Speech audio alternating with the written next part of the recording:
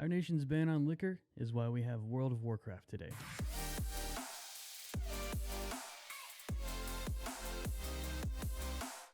Welcome back to Cause and Effect, guys. I'm Jon-Michael, and today we're going to look at how Prohibition paved the way for games like World of Warcraft.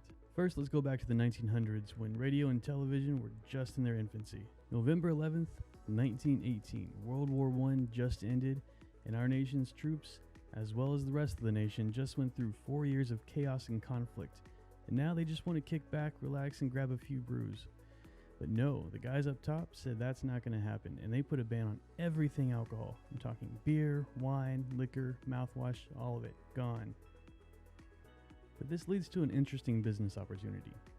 See, everybody wants alcohol, but now nobody's legally able to get it. So those that can get it stand to make a lot of money, thus the rise of organized crime. The booze game was great until about the 1930s when Prohibition ended and everybody could buy liquor again. So once that well dried up, now what?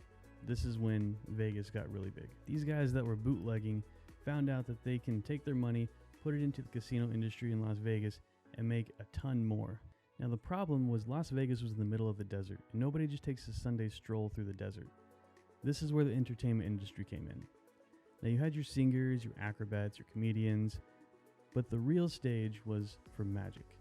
Magic was really big during this time, especially in the Vegas Strip, and so big so that it televised across the entire nation. Now this love of magic during that time shifted kids' interest toward more fantasy-like things, like Dungeons and Dragons, Harry Potter, things like that. And it was around this time where big companies were shifting their focus from action figure-based entertainment to other platforms.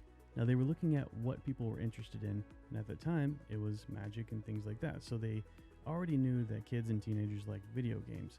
They combined video games and the fantasy industry to pave the path for things like World of Warcraft.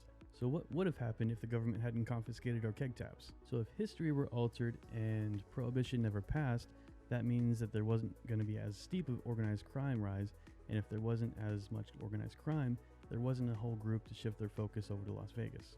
And if there was no Las Vegas, there was no entertainment capital of the nation, meaning that there was no magic being displayed across the nation, meaning there was an underwhelming number of kids that's interested in magic and fantasy things. Instead, kids would have shifted their focus to the next most popular thing during that time, which was bodybuilding.